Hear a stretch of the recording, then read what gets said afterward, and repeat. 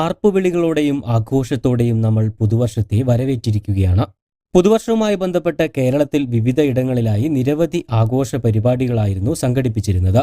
അതുപോലെ തന്നെ സുഹൃത്തുക്കൾ ഒത്തുകൂടി ഭക്ഷണം പാകം ചെയ്തും പാട്ടുപാടിയും നൃത്തം ചെയ്തുമെല്ലാം പുതുവർഷം ആഘോഷിക്കുന്നത് ഒരു പതിവ് കാഴ്ച തന്നെയാണ്. എന്നാൽ കഴിഞ്ഞ ദിവസം ഇടുക്കി കുട്ടിക്കാനത്ത് സുഹൃത്തുക്കൾ സംഘടിപ്പിച്ച ഒരു പുതുവത്സരാഘോഷം കലാശിച്ചത് യുവാവിന്റെ ദാരുണമായ മരണത്തിലായിരുന്നു. കാഞ്ഞിരപ്പള്ളി ആനിത്തോട്ടം സ്വദേശി ഫൈസൽ എന്ന 27-കാരനാണ് ഇന്നലെ രാത്രി 10:30 അതിദാരുണമായി മരണപ്പെട്ടത്.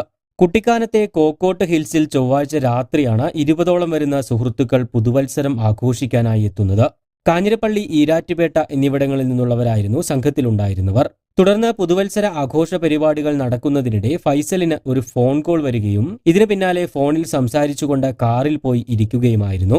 എന്നാൽ കുറച്ചു സമയത്തിന് ശേഷം സുഹൃത്തുക്കൾ കാണുന്നത് വാഹനം ഉരുണ്ട് കൊക്കയിലേക്ക് പതിക്കുന്നതാണ്. 350 അടിയോളം താഴ്ചയിലേക്കാണ് വാഹനം ചെന്ന് പതിച്ചത്. ഇരുട്ടായതിനാൽ ഒന്നും കാണാനും കഴിഞ്ഞിരുന്നില്ല. തുടർന്ന് സുഹൃത്തുക്കൾ ഉടനെ തന്നെ പോലീസിനെയും ഫയർഫോഴ്സിനെയും വിളിക്കുകയും ഇവരെത്തി രാത്രി തന്നെ തിരച്ചിൽ ആരംഭിക്കുകയും ചെയ്തു.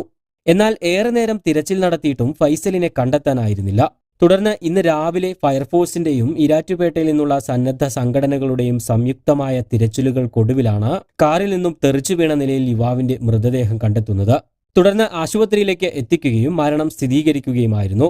കാറിൽ ഇരിക്കുന്നതിനിടയിൽ ഫൈസലിന്റെ കൈ അറിയാതെ ഗിയറിൽ തട്ടി ന്യൂട്രലായി കാർ ഉരുണ്ടുപോയതായിരിക്കാമെന്നാണ് പ്രാഥമികമായ നിഗമനം. കാറിൽ നിന്നും തെറിച്ചു വീണ തല പാറയിൽ ഇടിച്ചാണ് മരണം സംഭവിച്ചത് എന്ന വിവരവും പുറത്തുവരുന്നുണ്ട്. ഫൈസലിന്റെ മൃതദേഹം പീരുമേട് താലൂക്ക് ആശുപത്രിയിലേക്ക് മാറ്റിയിട്ടുണ്ട്. അവിടെ പോസ്റ്റ്മോർട്ടം നടത്തിയ ശേഷം മൃതദേഹം ബന്ധുക്കൾക്ക് കൈമാറും. സംഭവവുമായി ബന്ധപ്പെട്ട് പോലീസ് അസ്വാഭാവിക മരണത്തിന് കേസെടുത്ത് അന്വേഷണം ആരംഭിച്ചിട്ടുണ്ട്. എന്തായാലും പുതുവത്സര ദിനത്തിൽ തന്നെ ഇത്തരത്തിലൊരു ദാരുണമായ മരണവാർത്ത കേൾക്കേണ്ടി വന്നതിന്റെ ഞെട്ടലിലാണ് നാട്ടുകാരെല്ലാവരും. കൂടുതൽ വാർത്തകൾക്കും വിശേഷങ്ങൾക്കും ചാനൽ സബ്സ്ക്രൈബ് ചെയ്യാൻ മറക്കരുത്.